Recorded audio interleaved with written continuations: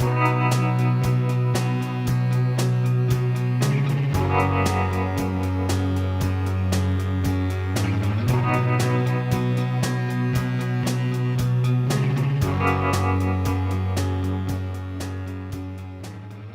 Soup Alone is a podcast hosted by me, Christopher Crumley, and co-hosted by Nicholas Johnson.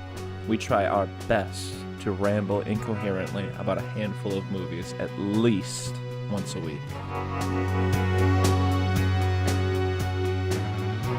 I've got 3 things for you, right? Number 1, I am ill. Sick as hell. Yeah, that's going to shade the whole... Second thing, this is a movie where when I'm even looking at the Wikipedia right now, and I'm thinking, man, God, I wish Nick had seen Chinatown.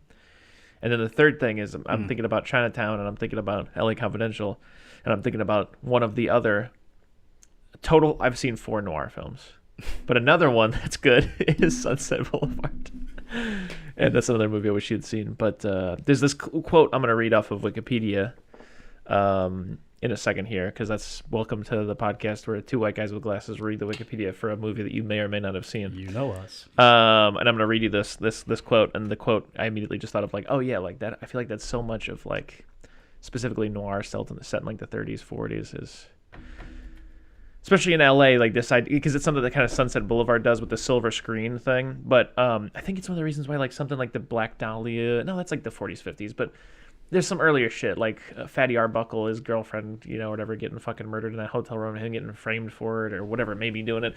There's, like, this interesting, like, Norma Desmond thing about Hollywood where, like, the idea of the Hollywood dream, like, moving out and making a name for yourself and becoming famous, like, we've kind of been doing that, like, Manifest Destiny thing with it where, like, Manifest Destiny is like something that happened like specifically in like 1863 or whatever, where like everybody jumped in a wagon, but we still use that phrase, right? Yeah. So same thing with like Hollywood is like everybody talks about like, oh, the dreams of hopping on a bus and coming out here making it famous.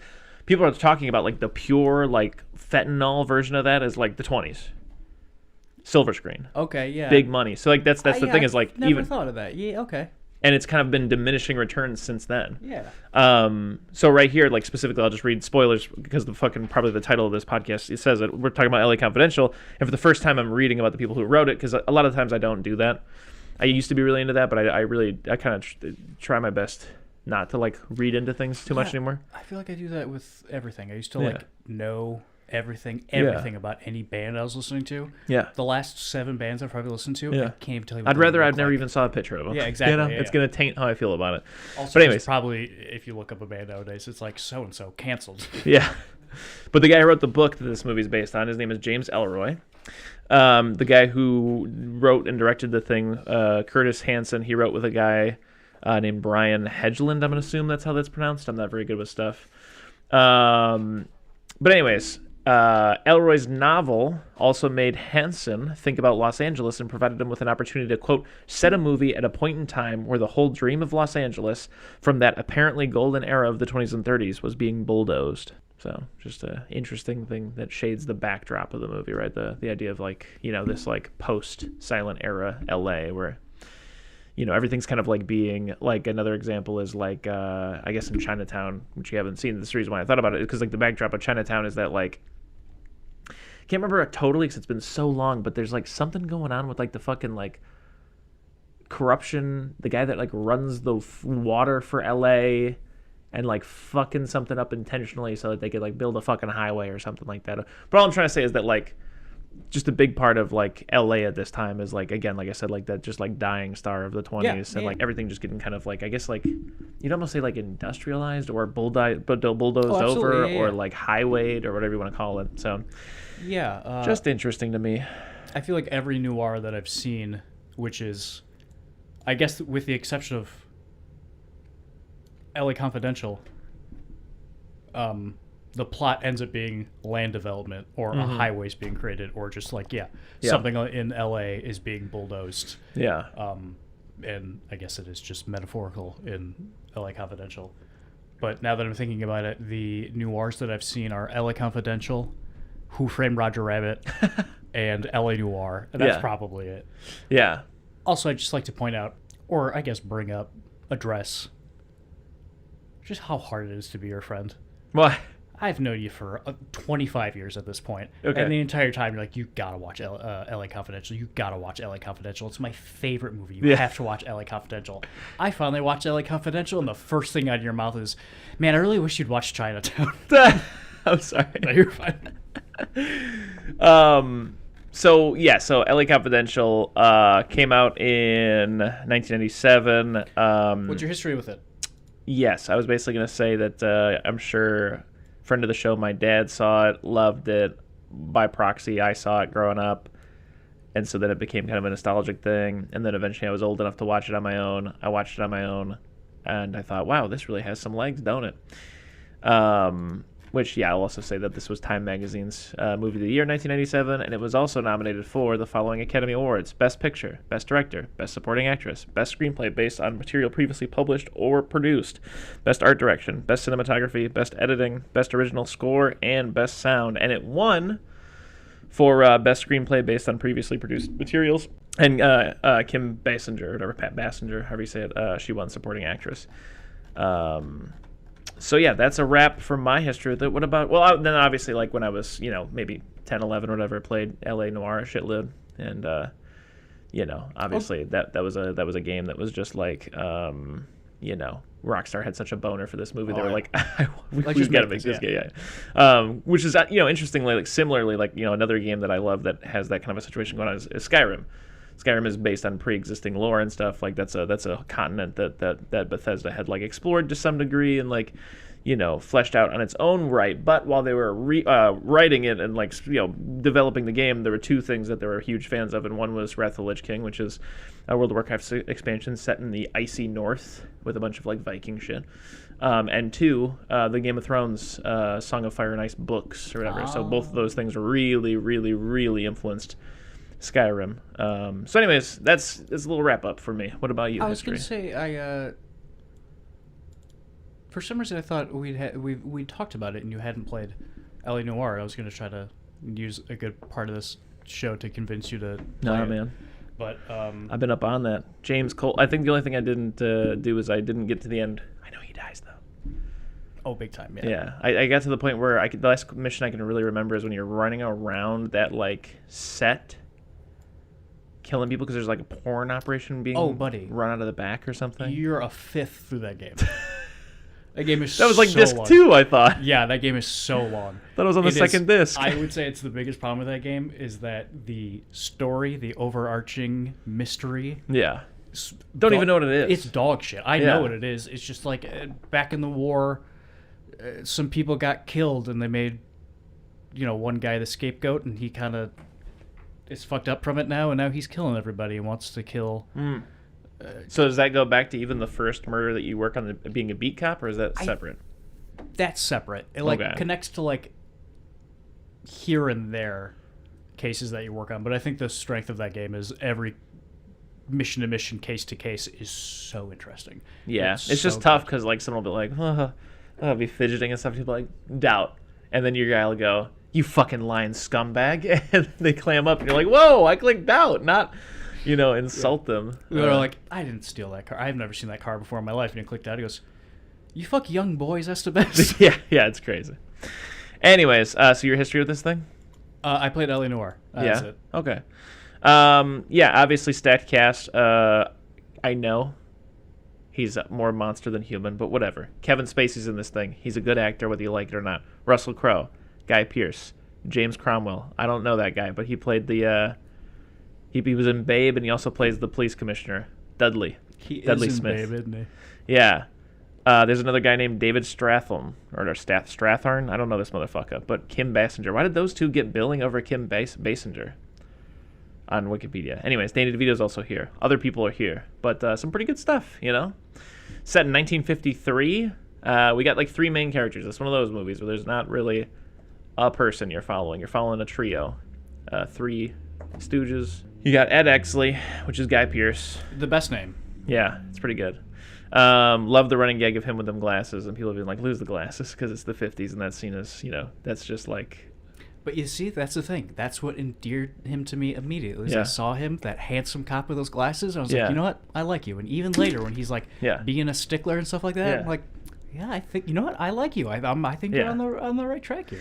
But it's interesting. All three of these characters are flawed in ways that are complicated. Like, Hansen said or whatever in that quote, the thing where he's like, all right, I don't think I read that on the podcast. I read it beforehand. But during development, if you go to wikipedia.com/LAconfidential, under the development section, it talks about how Curtis Hanson, the co-writer and director, had read half a dozen of James Ellroy's books, and was drawn specifically to the characters, having said, what hooked me on them was that as I met them, one after the other, I did not like them, but as I continued reading, I started to care about them.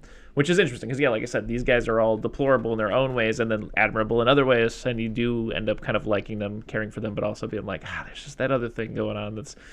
And Ed Exley's thing is that he's got that facade of like, I do everything by the book, but there's that disgusting undertone of like, he really doesn't give a fuck about anyone or anything. He just wants to climb the ladder. Yeah, right? if I can fuck everybody over by the book, I'll do it. Yeah. It's rule following to the end that it benefits me, and I don't care who gets fucked by it.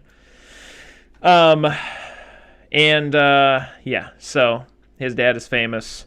His dad has also, as we'll learn later, been killed in the line of duty, as they say, unsolved murder, and that's what propelled Ed Exley to follow in his dad's footsteps. He wants to catch the guy who gets away with it, right? Mm-hmm. Which he's named Rollo Tomasi. And if we could jump ahead, because I'm just brick. I was just going to say I'd love to jump ahead to the Rollo Tomasi scene. Yeah, I'm just going to rapid fire this. It's something that's so great to me because there's so many scenes in this movie where, like, okay, fundamentally Kevin Spacey's character, Jack Vincennes, his whole thing is that he's like lost sight of like what it means to be, like, if you're talking about like Plato's forms or whatever, like the ideal of being a cop, which is I want to help people. He's so lost sight of that that he doesn't even remember why he wanted to become a cop in the first place. Right? Such a good button to that scene. Yeah. It is great, especially because Ed Exley is so far into his ladder climbing shit that he's like lost track of the story he's even telling Jack Vincennes. You know what I mean? He's telling Jack Vincennes, like, I became a cop because I wanted to catch Rollo Tomasi. Like, what am I doing? Like, why am I climbing this ladder? You know what I'm saying? Yeah. And he came to the one guy who, like, is that, but 15 years further down the road. You know what I'm saying? Yep. And by that helps Jack Vincennes realize, okay, yeah, I got to stop doing this money thing. But do you want to comment about the Rollo Tomasi thing? Honestly, again, I know he's a monster, but Kevin Spacey really cooks that scene for me. That's what really gets it going. Yeah, I don't know what to do with you, Kevin Spacey, because you're right, Chris. He's just out of control, but also in his personal life, he's out of control. Yeah. But yeah, it's just that thing where like when Ed Exley's like, "Why'd you become a cop?" And he just kind of like looks at nothing, and he's like rolling a booger in his fingers, and he goes, "I don't remember." Yeah, he says it with such a like a dejected like you said, like he's thinking of something else. Yeah. But also he's like about to cry. Yeah. But also he's not that affected by it. It's also just kind of matter of fact. Yeah. And it's great. And yeah, just that scene started it, and I was like, I vaguely remember Chris telling me about this. Yeah. And then it was going on and on. I'm like, this is good. I like this. And then when he says, I invented the name Rollo Tomasi, I was like, oh, fuck. Yeah. And then I'm like, this is an hour and 25 minutes into this 2-hour movie. And I'm like, I am so in. I am hooked. Yeah, it's pretty good. Yeah, because he talks about how he's like, yeah, Rollo Tomasi. He's like, who's that character? He's like, I don't know. He's like, I just made that name up because, whatever. But yeah, so basically, so we start off with another thing that we just blazing past. Which is the fact that Titanic stole all those Academy Awards from this movie, right? Yeah, fuck that. Or am I tripping? I mean, I don't... Did LA Confidential need to be on 2 VHS tapes to be just as good? No, I don't think so. But anyways, we start with the real thing that I was talking about was LA Noir on 2 discs is the Titanic of LA Confidential. Sorry, go on. The opening crawl. Danny DeVito. That's so awesome. Yeah. It's so great. He's like, the city of Los Angeles, where every working man can have a 2-car garage and a wife and a baby in an orange field. Yeah, and... I in every noir thing, and I always think about, of course, LA Noir. There's that narration by like a tough, grizzled detective who's like, the streets, the city, it'll swallow you whole. And that's good, but like, it's such a small change, but it also feels significant to have Danny DeVito doing Yeah. it as a reporter who's like Yeah. excited about it instead of like a Yeah. detective who's like, oh fuck, bro. Yeah. But him just be like, oh fuck, bro. Yeah, and then it does change a little bit. I do like it a lot, but he goes on to talk about Mickey Cohen, right? They slam Mickey Cohen for tax evasion. He's the big cop guy, or not the big cop guy, the big mob guy. And so yeah, in Danny DeVito's There's Always Hope, kind of like the city of Los Angeles, a modern kind of, and he's like, but every time Mickey Cohen gets in trouble, he's like, it's a black guy for the image of LA, right? And so he gets slammed or whatever, and he's like, who's gonna take over now that Mickey Cohen's left such a big role? You know, like, and you're right, it's like this positive thing instead of being like, oh, it's so slummy. It's like, who's gonna be the next mob rock star? If you want to hear more about Mickey Cohen, you can listen to our other podcast about 1940s and 50s mobsters called Eating Soup Al Capone. There you Eating go. Soup Capone. I was really curious where you're going, but that's good. Well, okay, so there's a couple of there's a third guy we got to meet, but a second guy, and then we'll go back to the third guy because we didn't really introduce him. Wendell, Bud White, I almost said Ricky Gervais, Russell Crowe. Same difference. Yeah, Russell Crowe. He's the big dumb one.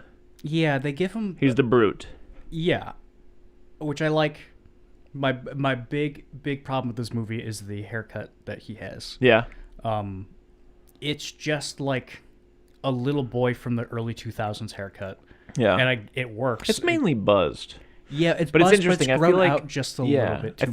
I feel like I know it's not true probably, but I feel like you don't see I feel like I never saw a buzz cut in white America until like maybe the 70s. Yeah. Like with Like punks outside or of something. war, yeah. Yeah. You know. So it is just weird because it seems like you're saying like a 2000s thing Yeah, for a he guy to feels- just have a buzz cut. Yeah, he feels a little bit out of time. It's Yeah. very strange, but Yeah. goddamn, I love Russell Crowe. I do. You Does know a what I'd great like job. to believe? Huh. That Bud White goes on to live his life, and then he has a shootout in a diner where he like saves all the customers, but then he's still down on his luck and has to become a PI and work with Ryan Gosling and the nice guys. Aw. That's a fun little backstory you've given him. So yeah, he's the first thing we see him do is beat up a guy who was beating on a lady. You know, that's something that really colors his character. Because later on we'll find out that his dad beat his mom to death in front of him and chained him to a radiator or whatever and left for 3 days. He was just in a house for 3 days with his dead mom, and that guy got away, which is another overlap with Ed Exley that's so interesting, right? Look at that. Yeah. So the night that we meet everybody, because we also meet Jack Vincennes, he's basically like, he's like the movie star cop. He's in real tight with Danny DeVito to get publicity as, like, just for example, one of the first things we see him do is like the movie premiere pop bust or whatever, right? Like Danny DeVito basically says like, hey, there's this, kind of up and coming actor that like I heard bought some pot, and like let's just set it up for you to bust him because like, well, there's nothing wrong with pot, but like that sells newspapers, so like we're gonna have you for publicity's sake look like you're a guy who cleans up the streets, and like he's not really doing real police work, he's doing the publicity stuff, right? Yeah, they like set it up in front of the movie theater, which is pretty cool. It's pretty good. And so he's like badge of honor is on TV, and he's like the kind of like consultant, so he gets kind of like assumably like kickbacks from the show. Like he's what the character's like based on, right? And he gets to like work on the show. And it's like that's one of the reasons why when Bloody Christmas happens, Jack Vincennes is like being deposed or whatever, and like and Ed Exley is looking through that two-way mirror because Ed Exley has said like, I will testify, and then we can muscle Jack Vincennes into also testifying, and then we'll get some of these guys who have their pensions secured or whatever like kicked off the force for the sake of publicity to look like we're not going to let like corruption slide, right? So that's why the like police commissioner or like whatever the guy is on city council that's like, he's like, yeah, Jack, and then in 2 months we'll get you back on the show. And that's when Jack Vincennes is like, okay, I'll talk, because he's like off the show. He's like, well, yeah, well, can't really have professor, a detective that's under deposition or whatever, be whatever. We got to put you on Vice for a little while or whatever. And he realizes that like there's no way for me to shake this. Where But anyways, and I also like in that scene where he like looks at the two-way mirror because he knows. Oh yeah, so sick. He knows what's but going on. also He the knows most suspicious place to have a mirror. sure, in a room, but I think it's more so that he knows that Ed Exley's up to some shit. You know what I'm saying? Like I think he for knows sure, he knows Yeah, I exactly know, I who's know. like sending it down. But yes, absolutely. Like yeah, everybody's gonna look at the mirror at some point and know It's think, like- someone's back there. It's like in the back right corner, and it's Yeah. like sunk in a little bit. It's Yeah. like, oh yeah, that's Yeah. this is a police station. That's Yeah. for sure a two-way mirror. Also, I don't know if it's like on purpose and it's just like part of Jack's character, or if just the wardrobe person is real bad or mean in this movie. But the hairpiece that they got on Kevin Spacey is so fun. It's such Yeah. a mean thing to do to a guy. I did not notice, but Oh, I don't know interesting. how I don't think I looked at Kevin Spacey's face Yeah. before the Rollo Tomasi scene because I was too busy looking at his hair. But what happens that gets them to that scene where they have to testify against somebody, get someone sent up the river, whatever. 1 second. Sorry, I had something with a label on it, so I had to just Oh yeah. had to happen. But You don't smoke anymore. What else are you gonna do? exactly. But so basically, what happened is there's like a police officer who got injured in the line of duty while like the assailant was like a Mexican, and so then they bring the Mexicans in, and then everybody's drunk because there's a Christmas party, and they get riled up because that's another thing about this movie, and it's something I appreciate, and I assume it's in the novel also, is that like these guys are like they definitely, not only with the main characters, but like just all the cops in this are just dumb racist dicks. Yeah, they're already cops. Yeah. But they're also cops in 1953. Yeah. Yeah. Yeah. And so it's not one of those things where like any of the cops are just like, oh yeah, we got that, cat out of the tree or something. It's like they got some fuck down in the fucking, and they just get drunk and they go and beat the shit out of a couple of guys because they heard that someone, said that they did a bad thing or whatever. Mm-hmm. And again, it's because they're racist, because it's the 50s. Another thing we slipped past a little bit because I know that they're like this happens a lot when you're adapting a book, but they're adapting a book, so this happens a lot. Some of these scenes just carry so much fucking like of the burden of like establishing everything. Wendell on his way to the party with Dick Stensland, his partner, they bump into Kim Basinger, or whatever, it looks like Veronica Lake, and they bump into the guy who looks like George Hodel, the guy who supposedly killed the Black Dahlia. I can't remember his name right now, though. What's that guy? He does the fucking... He's the one that, provides the... Yeah, I don't know. I can't remember his name, but yeah, the guy with the mustache, the little mustache. Encounters Bracken. Oh, Pierce Patchett. Pierce Okay, Patchett. yeah. Pierce Patchett, and he's got his bodyguard, former cop Buzz Meeks or whatever, right? You don't see a guy named Buzz anymore. You don't. That's fucked up. You don't. So anyways, yes. So, but yeah, basically he bumps into those guys, and they're like, oh, this is weird. One of them has their face all bruised up, and he's like, what's going on there? Yada, yada, yada. So, yeah, after this, they suspend Bud for the Bloody Christmas thing, and then they, like, fire, Dick Stensland, who's Bud White's, partner or whatever. And then that night, Dudley Smith, the Irish police chief, whatever the fuck. Barely. Yeah. He has no discernible accent whatsoever, and then every other sentence will just go, boyo. And it's like, oh, okay, I guess you're Scottish. Or Yeah. I guess you're Irish. He basically is like, hey, meet me at this restaurant, and he moves the newspaper, and he's like, here's your badge and your gun back, which I think is one of the earliest tells of just like... Yeah. I also think same thing with like just being a little sleazy in that meeting once you've seen it a couple of times at the beginning where he's like, Bud White's a good officer. We have a use for him. Dick Stensland's failed every, physical we've ever given him. We can get rid of him, But he has different plans for Bud. He's like, Bud, you're the kind of guy who will beat a confession out of somebody or whatever. So I'm gonna use you to beat up out of town gangsters coming here trying to like get a foothold in Los Angeles. Because, big spoilers, I'm the one who's trying to, be the next Mickey Cohen. And so I'm going to use your muscly ass to beat up anybody coming in from Chicago or New York. Dumb muscly ass. Yeah. Anyways, that's all set up now. Ed Exley gets put on homicide, and the Night Owl murder happens. I love this scene.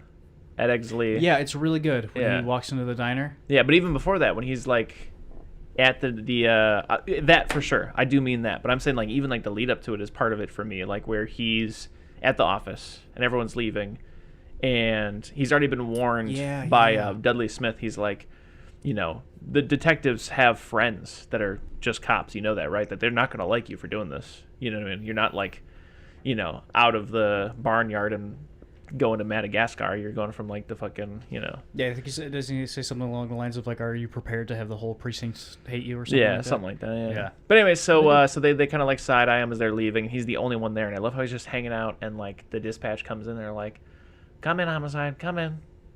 You've got a homicide. Homicide. Hello, is anyone there to take the homicide? Because there is a homicide." And he like trips over shit and like knocks it over. Just be like, yeah, I could take it. And then he pulls up and the cops are outside and it's just quiet even before he gets in there, you know. Yeah. And it's like one of those kind of like Joe Kenda-ish stories, like the kind of stories where like just the vibe is like also he's never seen anything like this. You know what I'm saying? Like there's like a little bit of that where like, you know, I feel like if this wasn't his first homicide case, he wouldn't be going in so like slow. I think that's what the slow pace of it really is. Yeah, it's shot so well. I can't even like.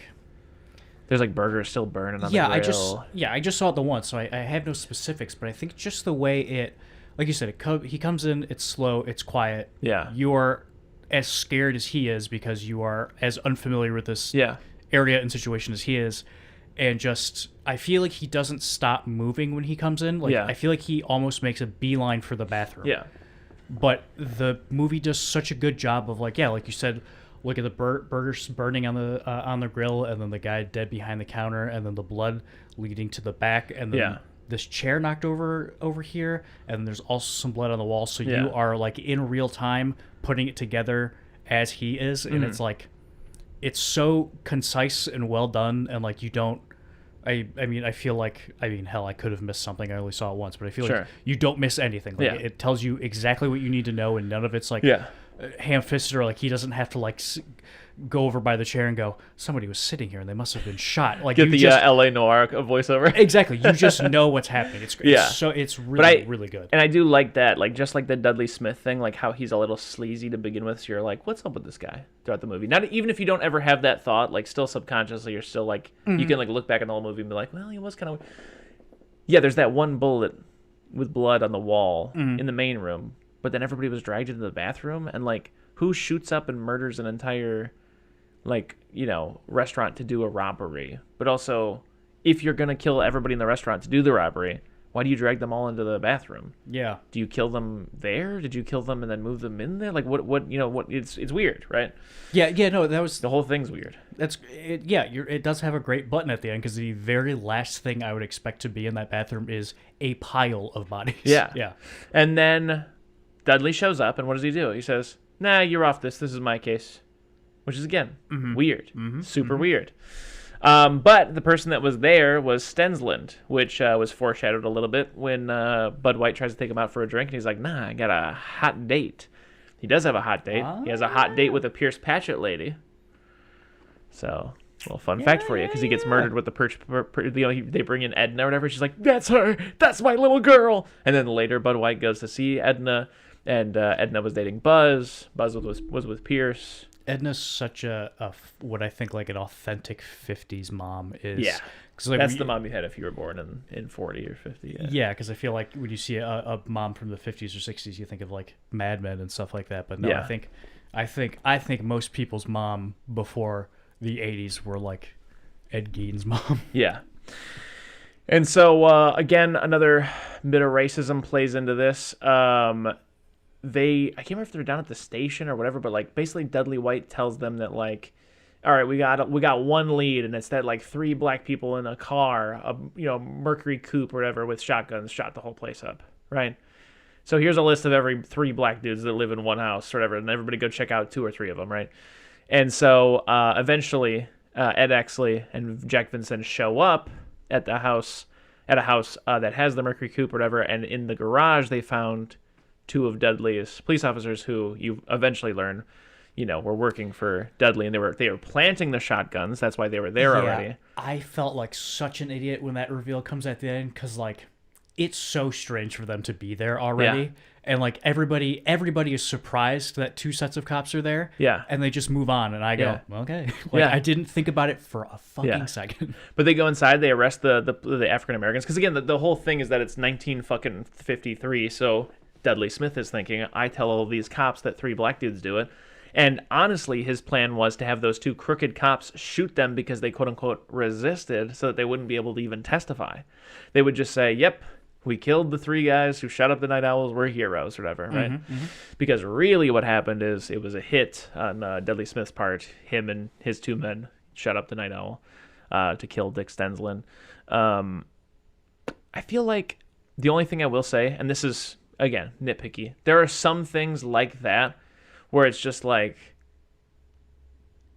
and it's fine because this happens in real life too, I'm sure, but like if you were just like subtle about it, if you just slipped him some shit in his sleep, you know what I mean, your whole plan wouldn't have unraveled. You know? You're right. There's a lot. But that easier happens ways in movies and stuff like that Yeah. all the time. That's neither here nor there. But shooting somebody along with all of their friends yeah, in public might be the hardest way to kill somebody. yeah.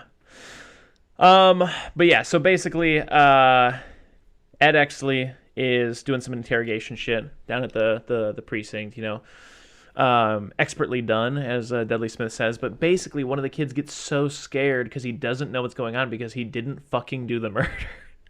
He just happened to also take part in tying up a Mexican lady and raping her for days on end.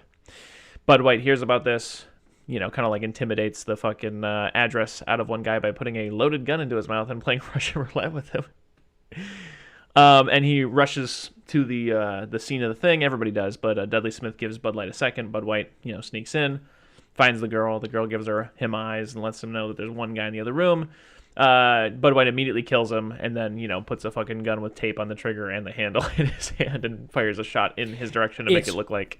Always, Yeah. it doesn't matter how serious the scene is, it's always so funny to me in a movie where somebody does that with a dead body, Yeah. where they put a gun in their hand and look to like where they were standing and shoot. Yeah. It feels like Weekend at Bernie's no matter what. It's kind of hard. I mean, it sucks, and it's one of those things that's complicated, like everything in this movie. But like, he is objectively a cop. That's super fucked up, like beyond fucked up. Full stop. Right. Mm-hmm. But then also, like, it's like that quote from Hanson, where like, because I know Bud White and I know like his whole thing with his mom and like the thing, you know, how he hates like violence against women. You know, he's just like, this is a guy who tied a woman up and raped her for days. Like, this guy deserves to just be shot. Oh yeah, he's gonna do that. Yeah. Yeah. And so then, you know, outside, one of the more important confrontations in the movie happen. And there's the shot, the like film school shot in this, where like Ed Exley says something to Bud that pisses him off. So you get this shot of Ed Exley like on the right hand side and Bud closing the gap on the left hand side, and the whole time Dudley's in the middle of them with his hand on his hip, and he like slides in between them as Bud is closing in too, because like it's supposed to like visually represent the way that like Bud White or that Dudley's intentionally like pitting them against each other. He's like orchestrating this, you know. It's so good. Yeah. Yeah. It does. It like. And it happens so quick. It's like a less than a second shot. It just, and it's beautiful, and it catches your eye. Like when you see it, you're like, "Whoa, that was interesting," you know. Yeah, and it feels I feel like on paper that sounds bad. Yeah. Like kind of corny, especially It is. It does sound corny. Absolutely. Especially him sliding in between But them it to works stay so in. good. Like just the way that his like lanky fucking body just like slinks in between them is just perfect. It's perfect, and just like the way he's standing and the way he's looking at them is so like just very very much so like he is. This is the most important thing in the world to him right now. Is like, Yeah. oh, I need to see how this how this goes down between the two of these guys Yeah. to figure out what I'm gonna do next. It's great. Yeah. Yeah. And so basically at this point, I think A naked man with a Yeah. gun? You think they're gonna believe? yes, that yeah, way? yeah, that's the conversation, right? Is that like he's like, how's that gonna look on the report? Or whatever. He's like, it's gonna look like justice or whatever. Yeah, they just basically have that fight, which again, like, there's so many little things, like, you know, Ed Exley wants to interrogate her right away, and Bud White is like, hey, leave her the fuck alone, like right now, kind of a thing. It's just the whole scene is great, just full of those little character, you know, traits. But basically, then it's like one item 12, the Night Owl suspects have escaped. Because again, it's another thing where Dudley's like, we let them loose or whatever, and then we're gonna go shoot them because they're escaped, and nobody's gonna give a fuck because they're black. Ed Exley does just that again. It's a shitty thing. The whole thing is awful. It really is. But from a cinematography standpoint, there's the scene where again you have this like joke and like story of like the first time that like I smelled a dead body. I reported where like Ed Exley is like with the shotgun, like, and he kills the guy in the elevator. Mm-hmm. But like he's so like to his core. I just feel like Guy Pearce does such a great job of acting like, holy shit, I've never shot a fucking person with a shotgun before. Like as he's running down that hallway and then the elevator just closes on the shotgun and he just pulls the trigger no matter, like, you know, Yeah. And then you get that like reverse drive shot where instead of like being a downward angle on like gross ass Ryan Gosling, instead it's an upward angle in an elevator of gross ass Ed Exley just being like kind of slightly horrified with what just happened, you know? Yeah. The whole scene, I was like, what's gonna happen is that this fool ain't wearing his glasses and he's gonna shoot someone he's not supposed to and blame it on one of these guys. Oh. But so basically he gets a New Hope medal. Yeah. He's a hero, a decorated hero. And I can't remember exactly what, but like, because again, this is about 2.5 hours. I've seen it a bunch of times. But in here, Ed Exley and Bud White both just kind of like have like hunches, I guess. They're like, something just doesn't feel right. Mm-hmm. So I think Bud is like hanging out with Kim Basinger because they're like seeing each other. And he just says like, man, I wish I had the brains to crack a case. And she's like, but you do have the brains, Bud. He's like, yeah, you know what? You're right. So he goes to talk to the coroner. And the coroner lets something slip, kind of, or like points him in a direction or something, gives him some kind of clue. And so I don't know if it's like the Buzz Meeks thing, and so then the Buzz Meek thing has him go back over to like Edna's house. Yeah. No. Oh, he goes talk to Johnny Stompanato also. He finds Meek's corpse right in the crawl space. Bud White does.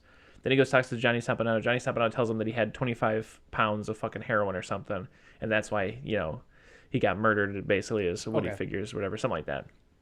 And then just like 2 steps behind him, Ed Exley goes to the corner and he's like, geez, you guys ever gonna let this case go? He's like, what are you talking about? He's like, Bud White was just down here. And he's like, what? Huh? I'd like to backtrack for just a moment. Sure. To Bud White and his budding romance with Kim Basinger. Yeah.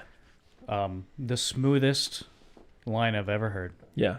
Is he is interrogating her as a police officer. Right. And then leaves. She's perfect in this movie, by the way. In like a way that shouldn't work, or something that shouldn't work, she is the perfect like Foxy Smoke Show from a noir movie. Yeah. Who like has like a very breathy voice and is like, oh, detective, like just like it's like it shouldn't work, but it absolutely does. Like I feel like no one else is that 50s noir in this movie. It feels like Matthew Lillard in Twin Peaks. Nobody feels Twin Peaks in that 3rd season except for Matthew Lillard, and it's perfect. But he interrogates her for a while, and then he's leaving, and he goes, let me take you out sometime. She goes, what? He goes, never mind, I made a mistake. Goodbye. Pretty smooth. I would also like to take a quick side note to just say Danny DeVito in the beginning where he's like Mickey Cohen's right-hand man, Johnny Stompanato. So good. But yeah, he interrogates Johnny Stompanato. He squeezes his little nuts or whatever until he coughs up the info or whatever. I just love when he shows up. Like even Johnny Stompanato, he's got like kind of like an Italian American accent or whatever it is. But he's like, he's like, what do you know about Buzz Meeks? Forever. He's like, I don't know anything, and you can keep your 20. Like just whatever. So Mr. Hush Hush, Mr. Danny DeVito, there's this scene where I think the Rollo Tomasi thing has already happened. So Vincenz has had his change of heart, right? And Hush Hush comes up to him and he's like, Jackie, you know the fucking the district attorney or whatever. Like we're gonna set him up with this kid Matt Reynolds, the one that you fucking busted for pot. Yeah, he's gay, and we're gonna have him fuck the district attorney, and then we're gonna plaster it everywhere, whatever. And like the whole time, like Jack Vincenz is just like, yeah, great, Danny DeVito. You know, like it just seems like he's a little out of it. Like he's gonna go along with it because he's not a perfect person. Obviously, he's still a bad guy, but you can just tell that like the change has happened. Like he's, man, maybe what I'm doing is not that cool. Yeah, you know? especially because he's doing it to everybody's favorite holistic detective, The Mentalist. I don't know how I forgot until right now that The Mentalist was in this movie. Yeah. Shout out The Mentalist. He gets murdered also. Jack Vincenz shows up to the motel and he's just fucking his throat slit in the hotel. And Jack Vincenz, I feel like, really feels like he's responsible for for that death. Yeah, just like the Mentalist feels responsible for the death of his wife and daughter at the hands of the serial killer Red John. Yeah. I watched 3 seasons, I think, of The Mentalist. Yeah. A lot of it's filler. Yeah. And I don't think any of it's going to be good if I go back to watch Yeah. it. But I think about it constantly. I probably think about The Mentalist twice Yeah. a month. Jack Vincennes, I can't remember exactly how he finds out, but he finds out that Stensland and Buzz Meeks like knew each other, and that there's like something about the Night Owl case and those two people that are like connected, right? So in the middle of the night, he goes to Dudley Smith's house. The exact same way that the Mentalist finds out that the serial killer Red John also knows the police chief. Go on. But he goes up to his house in the middle of the night, and he's like, Dudley, I gotta talk to you. Whatever. He's like, oh, well, you're in luck because my wife and 2 daughters, they're out of town right now, so I've got the house to myself, laddie. You're in luck. And he basically like he just says that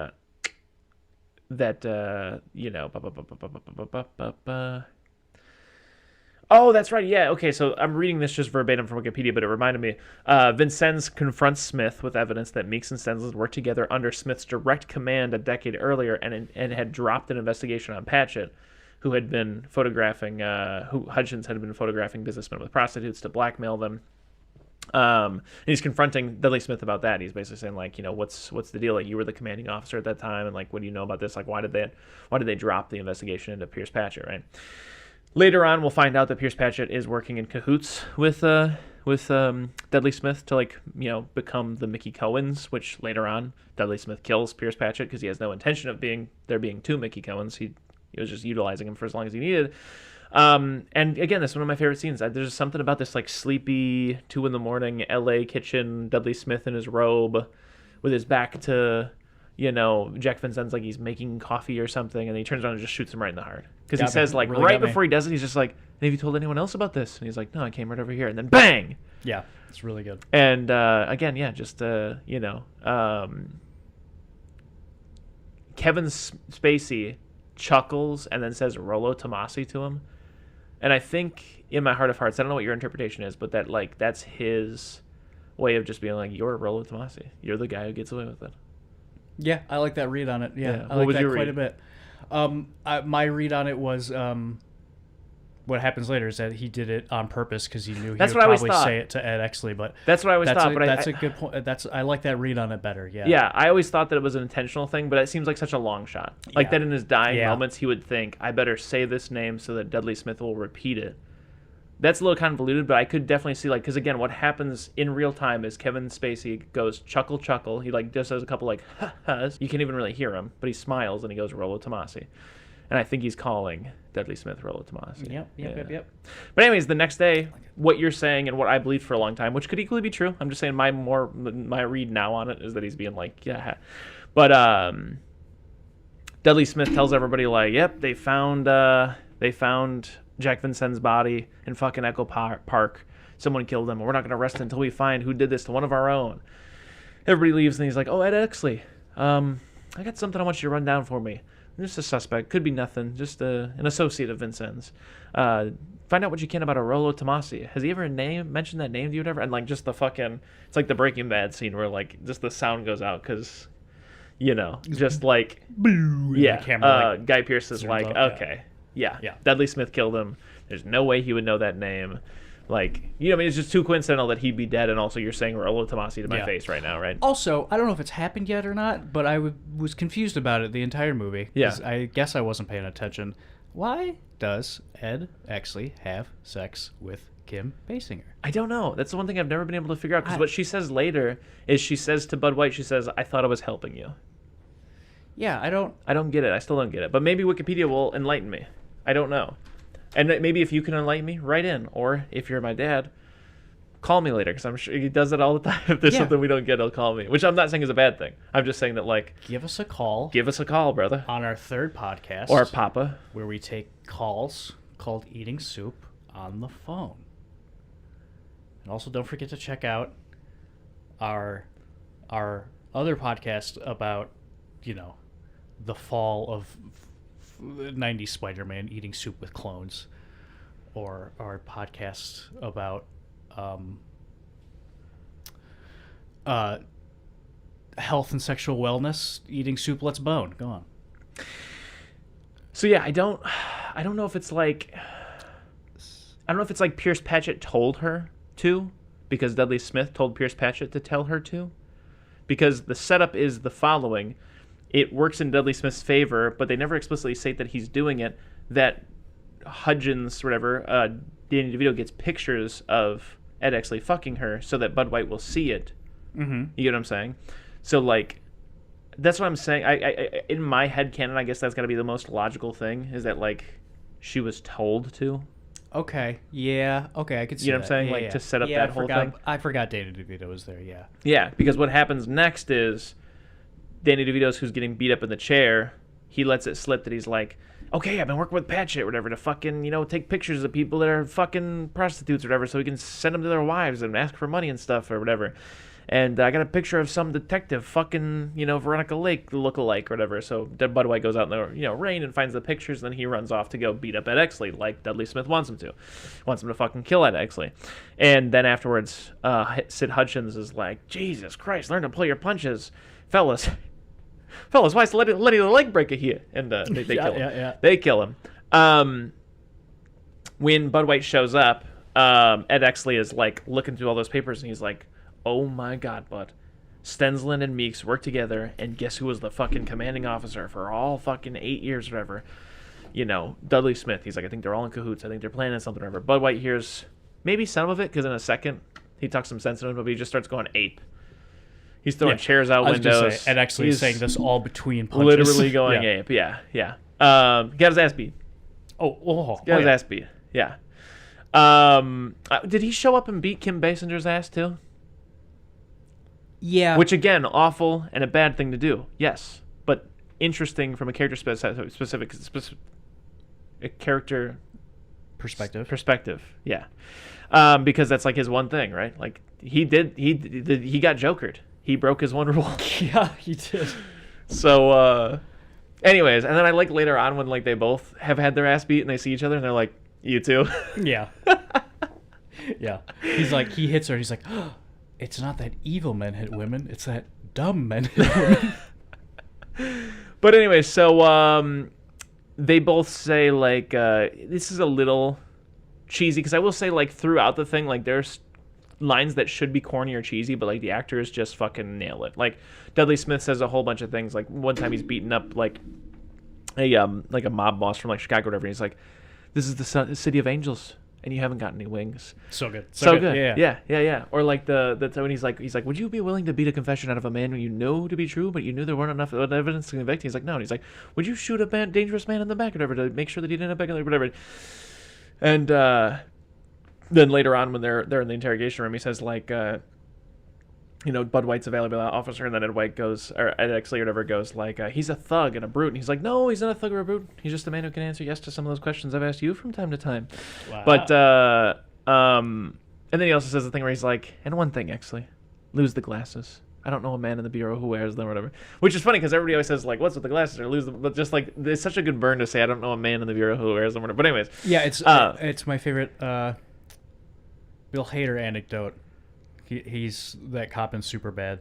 He's got glasses on, and I've heard him 1,000 times talk about like a cop in his local town who had glasses on. He's like, and when a cop wears glasses, you're like, all right. Like he'll tell you something, and you're like, all right, I guess. That's good. That's funny. But he basically says like there's something wrong with the Night Owl, and he says something like, he's like, but that's the case that built you. You really want to tear it down or whatever? And he goes, with a wrecking ball. Which is fine. If he said that, fine. But then he says, want to help me swing it? Which is just like a little lame. Oof, swing and a miss, yeah. Yeah, Ed Exley, put a cork in it. You're not as cool as Dudley Smith, in my opinion. But like I said, it's nitpicky. But yeah, I feel like with a wrecking ball is fine. Yeah, that sounds like an old guy thing to say, something in the 40s or the 50s, You want to tear it down? With a wrecking ball. Yeah, but then want to help me swing it sounds like something that like... I'm like, okay, you're about half as tough as I thought you were a second ago. Yeah, it sounds like a line written for Kim Basinger's character. Want to help me swing it? Like, it does sound too flirty. Anyways, yeah. So, and then these two guys are just on a tear. just being super cops. Yeah, right? they did. I'll just read the Wikipedia here. They deduced that Stensland and Meeks killed Meeks over stolen heroin, and that the Night Owl killings were, to allow Smith to kill Stensland, which I mentioned a second ago. Smith men's framed the native, the African American women or men, and planted evidence or whatever, and that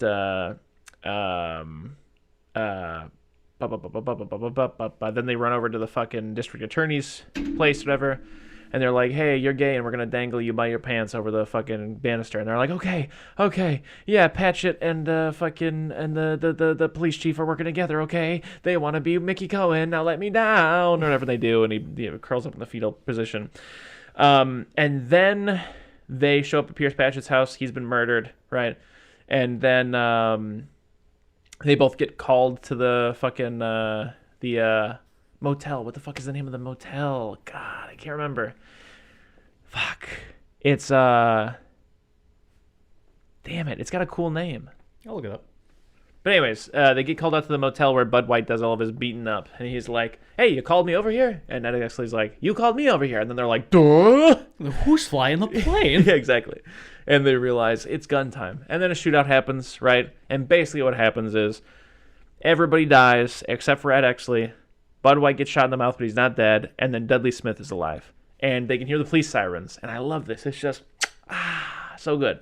Dudley Smith, great villain. He's like, just basically has his hands up in the air, and he goes, you know what? He ties a little tight. He's like, pull your badge out when they show up, because they'll know you're police officers or whatever. He's like, he basically says something to him where he's like, let me do the talking. And obviously, you know what's gonna fucking happen. So yeah, because it's also he's being cocky too, because he knows that Ed Exley has said no to the questions he asked him before. He's like, I would not shoot a man in the back that I know to be guilty.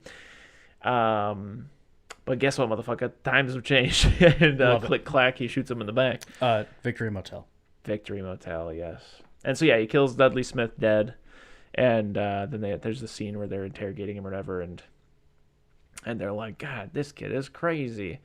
They're gonna need a hero or whatever, in the story or something like that. He's like, try 2 heroes. And they're like, how did he hear us? And so basically, again, because Ed Exley is not a good person. Mm-hmm. He's a corporate little sleazy ladder climber. He's willing to have Dudley Smith not be the villain in the story, to be like a co-hero that died in the gunfight that was to take down the corrupt cops. Mm-hmm. And so now in death, he's become a hero, even though in life he was a monster. But it doesn't matter, because that actually also got a medal, and that's enough for him. And then Kim Basinger and Bud White moved to Bisbee, Arizona together, because that's where Kim Basinger's family's from, and she's gonna go home and live with Bud White happily ever after. And Jack Vincennes died. Obviously, we talked about that. So yeah, that's LA Confidential, baby. My favorite thing about this movie in comparison to LA Noire, Sure. I said it while we were watching it, that end when they're in that busted down motel waiting for all those guys to come for that big gunfight, that's a more video game ending than LA Noire is. It's great. And I also have to shout out one comedic scene that I didn't get around to, the one where Ed Exley and Jack Vincennes go to talk to Johnny Stompanato, and he's out with Lana Turner. And he's like, you're making a big mistake or whatever. And she's like, yeah, mister, you got the wrong idea or whatever. And he's like, hey, a whore cut to look like Lana Turner is still a whore. She just happens to look like Lana Turner. And then Jack Vincennes is like, that is Lana Turner. He's like, what? He's like, that is Lana Turner. It's great. It's pretty good. Yeah, and she throws her drink in his face. Yeah. I think the hardest I laughed from this movie was a couple times when they used old-timey 50s slang. Well, yeah, like, what's the juice? What's when he's the juice? When he's shaking down the district attorney, giving him a swirly. Yeah. Ugh. Oh, fuck, what's in that? Will, if you're listening to this, text me. Let me know. Let me know what the other funny one was. So yeah, that's LA Confidential. I got to give it a big fat A+. This is one of my favorite movies. It's not like emotionally moving and profound like super core to like my identity. Like, this expresses something about my human experience that I would never otherwise be able to convey myself. But it's just such a good little character study, fucking interwoven noir mystery, 50s absolutely. Exploration of everything, golden age or whatever. Well, I guess it'd be, oddly the silver screen, I guess, would be golden age, and then the silver age of Hollywood would probably be early 30s, 40s, 50s cinema, I guess, and then Talk the to us. Bronze Age would probably be like the 60s, 70s, whatever, and then I guess what is it? What happens after Bronze? I don't know. But I'm assuming that 40s and 50s is kind of like Silver Age cinema, you know, where everything has still got plenty of classes, but it's not the Golden Age, you know, like, you know, like Golden Age horror being like, you know, Dracula and Frankenstein and stuff, and then the Silver Age being like, okay, you got big monsters like Godzilla and King Kong and stuff. It's not as good as the first shit, but like it's interesting in its own way. And then, you know, you get into the Bronze era of like, okay, now we're doing like the Texas Chainsaw Massacre thing. Great in its own way, but again, it's like, it's not that like mythical, like Dracula thing. But anyways, I'm rambling. It's an A+ for me. Great. I'm gonna give L.A. Confidential a solid A. Yeah. I liked it quite a bit. It was really good. I didn't want to blow my load while watching it, but I as soon as it was over, I wanted to be like, Chris, that movie kicks ass. You were right. It's a nice slice of you know, I've said it a million times, but yeah, just that like 50s LA, literally LA noir, like those two things. It's just a slice of LA noir, you know. Rockstar was on the money when they named their game. It's literally just a slice of Los Angeles noir. I looked up the police chief from LA Noir. Yeah. Because mistakenly you thought that the chief in LA Noir was the chief in LA Confidential. Yes, I did for a long time. I think you thought that because I thought that and just told everybody that. Nice. Without actually knowing. Yeah. It's my favorite way to lie. Not really intentionally. You just like... You're dumb, and you're dumb for a prolonged period of time. Yeah, but I've done it. I looked it up, and like one of the first results I got was like a Reddit post on the LA Noir subreddit that was like, "Hey, I just watched LA Confidential. It's pretty good. I think everybody here would really like it." Yeah. But you know, I thought this movie was great. I can definitely see me not only watching it again, but for sure this feels like a movie I will absolutely just have on in the background while doing other stuff. Yeah. And probably end up watching more of it than I intended to. Yeah, it's just good. It was good. It was good. Well, let's flash back 10 years to 1943 when men were off to war, so a bunch of other men said, why don't we let the girls have a turn at the game? I was thinking about it while watching this movie. You know, I'm always going on about how shitty the 50s got to be. Yeah. You know, the only thing I can imagine worse than the 50s? Huh. The fucking 40s. Oh, gosh. In 2012, this was selected by the Library of Congress to be preserved in the National Film Registry. A League of Their Own is what we're talking about. Oh, yeah. A movie called A League of Their Own. It's a comedy sports drama. And I have to say, real quick, I want to look up something else. Do you have any relationship with The Sandlot? No, not really. Yeah, not really. I was not a Sandlot guy. That came out in 1993. Rudy came out. What was with the comedy sports drama historical 50s throwback thing in the 90s? The 90s had such a weird boner for the 50s. I mean, even down to like Weezer's, like, you know, Happy Days inspired, you know, music video, things like Swingers with the big, you know, the jazz band revival with like, you know, like fucking bands like Lee Harvey Oswald's Hot Wet Suit or whatever. I'm talking like Squirrel Nut Zippers and shit like that. Yeah. You know, like, I don't know, it was weird. Yeah, we're always obsessed with 30 years ago, no matter what it is, yeah. Well, anyways, this movie I think is loosely based on some shit that really happened, but I don't know if the characters are real. No, they're not. I looked. Yeah, that's what it is. Right. Okay, but the All-American Girls Professional Baseball League or whatever, ball playing league, does exist, and it has like a framing device that I feel like a lot of like 90s movies did too, where like I'm thinking of Edward Scissorhands or Titanic, where like it's set in like kind of the modern day, but then you flash back to the shit that happened a little while ago. There's another 90s thing. Dottie, the main character, is going to something. I might have missed some dialogue. Later on, we find out that it's like an exhibit for like a museum of their shit from then. Yep. But I missed it in the beginning. Either way, we flash back to 43, and she's working on a cow udder with her sister. But flash forward from that flashback. Chris, Yeah, what's your history with A League of Their Own? I have no history with it. I know this shit was around, and I've seen some like a second of it here and there on TV. What about you? My grandma loved this movie, and I watched it all the time at her house. Yeah. Okay. Yeah, I didn't. This is my first time seeing this thing. But anyways, before we see them doing the udder thing, they're out in the field. Oh yeah, balling it up. John Lovitz, which is going to be a highlight of the movie for me, is just like, these dames really can ball. And shows up and is like, I want to give you a job or whatever. And her little sister's like, what about me? And he's like, nope, not you at all. I like to believe either one of two things happened. Yeah. And I can't tell which one I like more. Is if they hire John Lovitz and we're like, hey, we need you to just be just a horrendous pervert in this movie, okay? Just from front to back, balls to the wall, big pervert. Yeah. Or John Lovitz showed up, got the part, showed up and went, you know what I was thinking? What if I was a huge pervert in this movie? Yeah, because he dies in Little Nicky by falling out of a tree while he's being a peeping Tom, and then he's also in Happiness. And I don't think his character's that fucked up. But the movie's pervert enough that like it's like, oh yeah, of course John Lovitz isn't that. I like John Lovitz. I'm a big John Lovitz fan. Oh yeah, I love him. But yeah, I love that he's like, so long, milkmaids. Like he's just got so many like really funny lines to me. But basically, he does eventually. He's like, okay, you guys can both come play ball for me.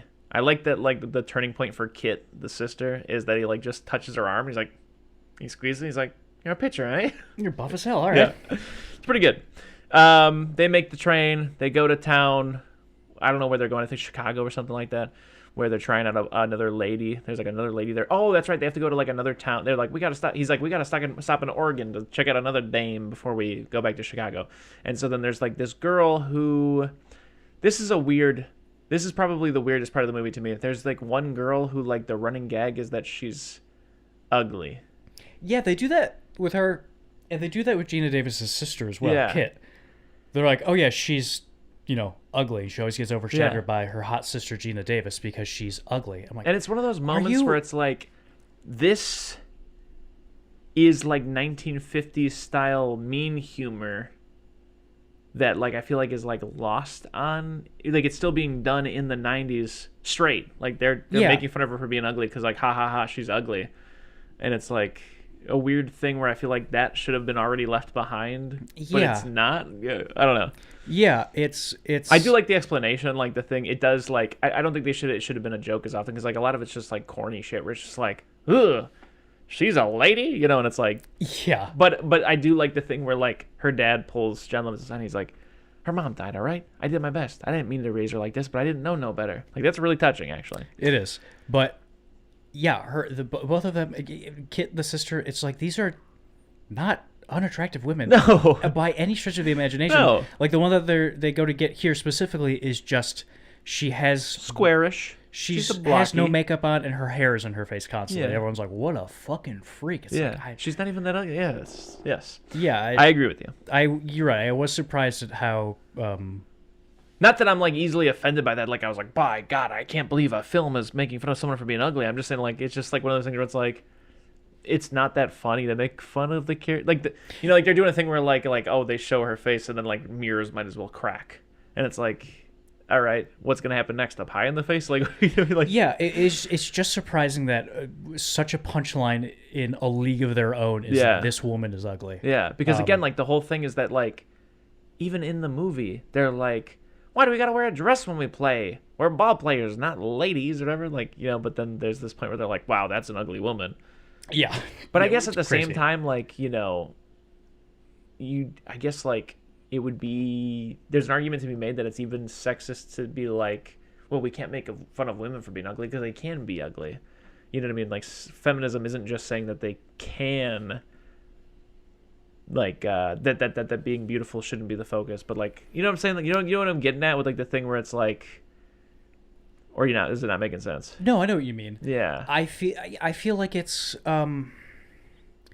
like the discussion we were having about LA Confidential off air about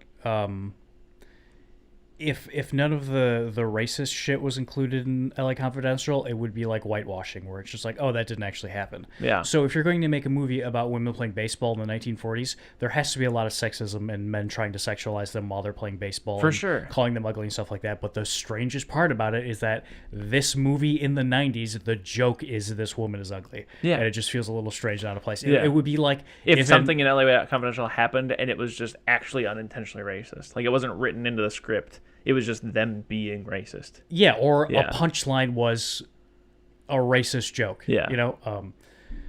Also, before I forget, this movie's directed by Penny Marshall, which blew my mind. I don't know what that is. Laverne from Laverne and Shirley. Really? Yeah. Great. Well, they show up and there's all kinds of characters here that I did find endearing and fun. You know, like there's the one girl who's like,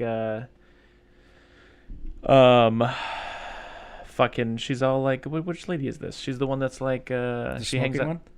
The one that Rosie hangs O'Donnell. out with like the black haired lady, and she's like, Rosie "Hey, I'm a O'Donnell. big old." That's Rosie O'Donnell. Yeah. Yeah. And she's like, you know, she talks about her husband at one point, and she was like, "Is he good? No, he's unemployed, but you know, he's the only guy who didn't make me feel like I'm some kind of crazy monster because I talk like a boy." You know, I liked her. That was endearing when She's she's fun. yeah, like even that scene, like I said, where she like, Yeah. you know, they were asking her about her husband, and they're like, "Why do you stay with him?" He's like, "Because every other guy made me seem like I was some kind of fucking freak because I." You know, was little. Uh-huh. You know, Her friend that she hangs out with, the girl with the black hair who's constantly smoking. yeah, As soon as she shows up, I was like, a baseball playing lady in the 40s just chain smoking. yeah, Turned my head into a giant train whistle. yeah. Like I'm a goddamn Looney Tune. I was just like, and the whole movie, I was just like, Yeah. I can't get over this woman. And like when they show him the baseball uniform, she's like, I need pockets for my cigarettes. I'm Yeah. like, I love this woman. I don't know what it is. I'm just so taken aback by this woman and her beauty Yeah. and her chain smoking. And Yeah. then like there's a shot where she's like, it was like a close up on her. I was like, oh, that's Madonna. That makes sense. That's why. Also, the main lady, her name's Dottie or Regina Davis. At first, I should also mention that she's like, I got a husband and I want to have children. I don't want to play any ball. And that it happens throughout the whole movie. Like even at the end, she only plays for the first year of the Yeah. you know the all girls league because she's like, I have to go have babies with this boring man named Bob. Yeah, But anyways. yeah, her whole character in this movie is just like, hey, I'm the best baseball player to ever live, but And I I don't just care. want to settle down with Bill Pullman Yeah. for some reason. Yeah, which I'm not saying it's a bad choice. I just feel like it could have been used differently because it just feels like almost like a running gag more than anything. Like it doesn't seem like it colors Yeah. or shades anything. Like it has no depth to it. It's just her going like, I know my whole character is centered around the fact that I love this one thing, but I have to go do this other thing that has no roots in anything that has been discussed or established prior to me.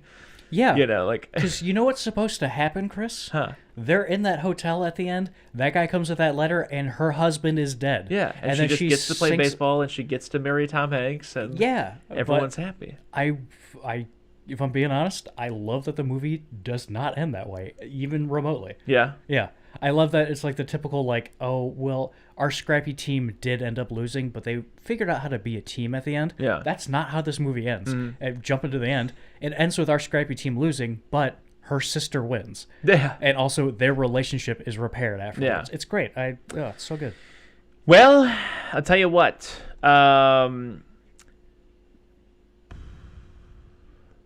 Yeah, they also meet all the way May. Yeah, that's Madonna. Doris is Rosie O'Donnell. But there's the one lady who's illiterate. Yeah. Her name's Shirley. What else is I going like on? that scene quite a bit. Where Major Garland Briggs is like, are you Yes. supposed to be here or not? And Yes. that girl, like, I feel like as soon I put it together, that woman ran up and was like, can you read? What's that scene we saw holes? Oh God, I don't know. I really don't know. I couldn't tell you. Years and years. Zero in that movie couldn't read either. That's just what That's made it true. think of it. Yeah. The Rockford Peaches are our main team here with Dottie and Kit and Doris and all the way May and Evelyn and Shirley. And they're managed by Jim Duggan. Tom Hanks, he's a drunk. We find out that he used to be a ball player. He fucked up the cartilage in his knees, couldn't play anymore. So now he's a drunk because he can't play. And he feels like any job related to baseball that people are giving him out of the kindness of his heart it's like, you know, just like an insult almost. You know what I'm saying? Yeah, it's charity. Yeah. It's pity. That he's getting these pity jobs. And he doesn't take this job seriously at first. And the team's on its, down and outs. Until he realizes how much these girls actually do care about this, and that, hey, they might be girls, but yes, they are ball players. His introduction to them is that he comes into their locker room and takes an Austin Powers piss for He a does. minute and a half. He does, yeah. And then fucking bones out. I love it. Yeah. Yeah, I like how there's that scene in the beginning where he's like, they're like, oh, you quit drinking? He's like, hey, I can't afford it and stuff like that. And he's all sober and lucid or whatever. And then the next time you see him, it's just him fucking plastered pissing forever. But he sees Evelyn giving the signs to the pitcher and everything. He's like, what the fuck is going on with these ladies? Starts to pay attention. He, forms a bond with these women. Hijinks ensue. I mean, they go to the bar and they all meet men and stuff, and there's some good, wholesome laughs and good times to be had for sure. I will say, we watched it with friend of the show, Chloe, and even she was like, I don't remember being this corny. Oh yeah, it's pretty so corny. It's I dripping love in it, though. corn. Yeah. Like cream corn. It's just sloppy with cream corn. Now, I'm not holding against it. I'm just saying, like, objectively, like, if you're going into a league of your own, you're watching something that Nick's grandma loved. It's a feminist baseball movie from the 90s for sure. It's going to be corny. Yeah. You get the classic "There's no crying in baseball." There's no crying in baseball. It's Yeah, pretty good. just screams at that lady, and she's crying a bunch. And then the guy comes over and he's like, "Hey, why don't you talk to her like she's your mom or your daughter or something?" And he's like, "Yeah, well, anybody ever tell you in that hat you look like a penis?" And he's like, "All right, you're out of here." And he's like, "I'm out of here for that. No one ever told you that." No, I love it. He's like, he turns around, looks at him, and goes, "Oh, I think you misunderstood me." Yeah. Tom Hanks is so. I don't think I've ever seen Tom Hanks be this kind of character in a movie before, where he is slapstick and also the bad guy. Yeah. It's good. Tom Hanks, I'd like you to see you do more of it. You might be out of it because you're old now, but if you're listening, and I know you are, think about it. Evelyn writes a ukulele song, which doesn't come back until it does at the end, and then it's weird and awkward, in my opinion. I love my favorite joke during the movie is when that gets brought up. Our very own Christopher Crumley said, it sucks that she was born 40 years before YouTube. Yeah. Teammate Marla marries a man named Nelson from the Roadhouse outing. Oh, yeah. Happens. Forgot about him. I like those two together. Madonna teaches Shirley to read erotica. Yeah. That woman who was, I think, Mrs. She was a pageant winner who has her kid with them. Miss Georgia. Yeah, Miss Georgia. What's his name? Robbie? Something like that. It made me laugh is her talking about her husband and being like, listen, I'm busy reading want ads all day. I can't take care of this kid. You got to bring him on the road with you to play professional baseball. Yeah. And then, I can't remember exactly why. I think it's because Dottie tells Kit that she's, throwing grapefruits out there. She got to hit the bench, and then that's what blows up their relationship. And then she goes to play for, like, Racine Bells or whatever. I think, Tom Hanks is like, hey, how is she playing out there? She's like, yeah, she could be better. He's like, I'm not asking if she could be better or not. I'm not asking you about your sister. How is she playing? And she's throwing grapefruits. And then they get angry, and then they have a fight. And then there's a scene where someone shows up, and he's like, nah, I got a letter saying someone's husband's dead, but I can't find the name here. I got to go back to the post office to find the name. Kit, her sister, gets traded to the other team. Yeah. That's what happens. Racine Bells. That's the big fight, I think. And then the other woman's husband dies. Yeah, but you think it's Gina Davis's for a second, but it ain't. And also, Tom Hanks is falling in love with Gina Davis. Yeah, she gets him to stop drinking by giving him Coca-Cola, and now he has type 2 diabetes. But I will also say that earlier there's a scene where the lady who was supposed to be ugly is talking to her dad, and it's the opposite of the Rudy scene. They're both sitting at the train station, and Rudy's dad is like, "You're not good. You're not smart. Work at the steel mill. What's wrong with you?" This movie's in every way, in the best ways, the opposite Rudy. Yeah. It is the bizarro Rudy, and I love it. The one who's supposed to be ugly is like, "Dad, I don't want to go. Who's going to cook for you? Who's going to take care of you?" And he's like, "No, you're so talented. You should go. Get out of here." Anyways. The only good man in this movie. Yeah. Gina Davis is at her house, her hotel or whatever, and Bob comes home from the war because he got shot in the leg or whatever. And she's like, oh my God. And quits. She just, next morning, they're supposed to be moving on, and she's like, yep, well, we're going back to Oregon.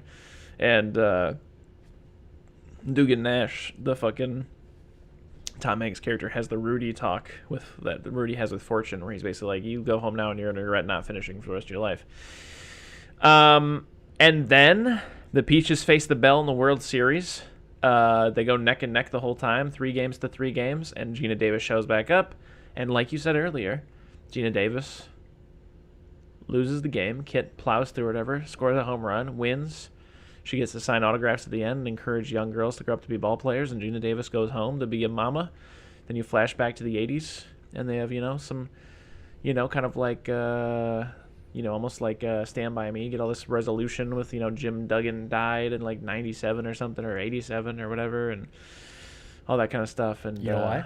Why? Type 2 diabetes. Type 2 diabetes, yeah.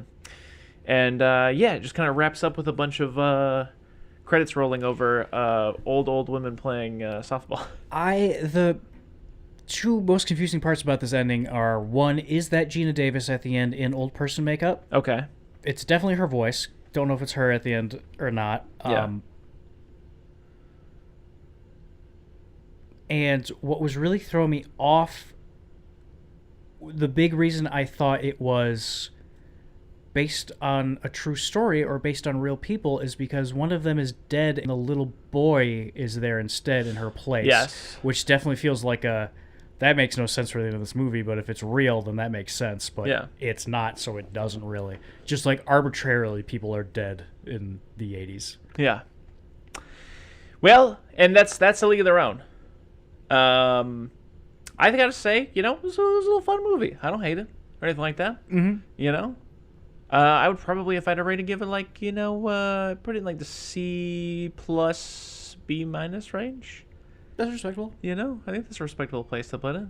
I would give it a B C minus, but I'm bumping it up one for Graham. Aw, a flat B? Never once called her Graham in my life until right now. Sorry we didn't talk about A League of Their Own that much. Is there much to talk about, though? Not in a mean way. I was going to give us an out and say we didn't mean to talk about LA Confidential for an hour and 10 minutes, but we did. No, neither did I. I'm just saying, No, I know what you mean. Yeah. I mean, it's like Sandlot. Or, Rudy. How long do we talk about Rudy, It's a baseball movie. It's a baseball movie. It's a sports movie. Yeah, I mean, the fact that it's about women aside, I mean, that obviously makes it, I'll stand out. It's literally a movie of their own. Or whatever. I don't know what the joke is there, but there's that novelty for sure, and that's interesting. There's an ensemble cast, right? You got Tom Hanks, you got Gina Davis, you got Rosie O'Donnell, you got Madonna, stuff like that. But at the end of the day, it's it's just kind of like 1992 corny. It's got like a big Hallmark movie vibe to absolutely, it. It's definitely one That's for the why I love grandmas. it. Yeah. Yeah. There's nothing wrong with it. I'm not hating. Definitely not hating. I was going to refamiliarize myself with it so I could bring it up here with detail, but I didn't, so I can't. I highly recommend the video Why Baseball is the Best Movie Sport by Patrick H. Willems on YouTube. Talking for an hour about why baseball is the perfect movie sport. And it absolutely is, and I just couldn't stop thinking about it during A League of Their Own. Boxing might be a little better for me, baby. No, you're incorrect. What? I mean, factually incorrect. Why? The two big things I remember about baseball being the perfect the three things is you have the team aspect, so your whole cast can be part of this team, and they can grow that way. It happens in this big arena with a bunch of spotlights, so it kind of feels like a stage, and the pitcher and the batter dynamic and those shots and everything you can do with that is a shootout, basically. Yeah. It's just great. It's just perfect. Boxing is pretty good. The boxing might be, though. It's close. It checks a lot of those boxes you were talking about. You watch Rocky again?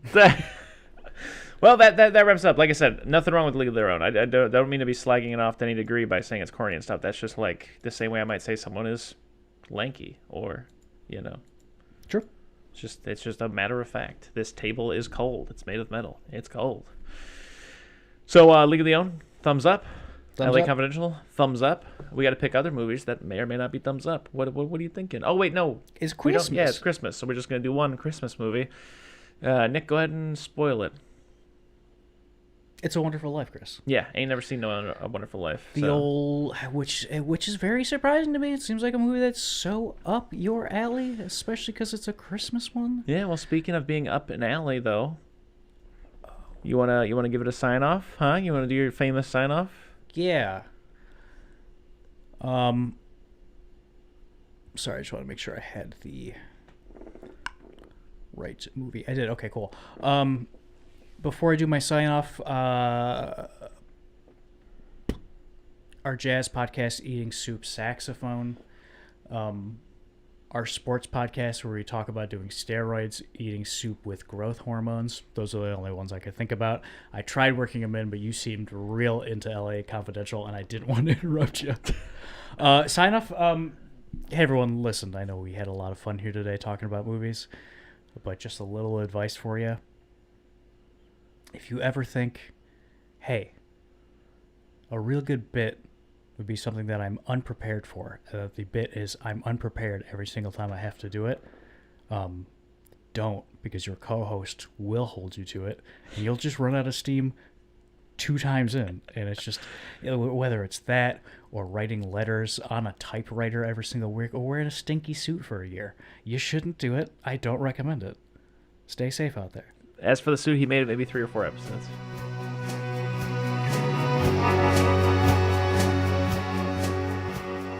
If you need more soup, follow us on Instagram, Facebook, and Twitter, or go to our website, eatingsoupalone.com. And until next time,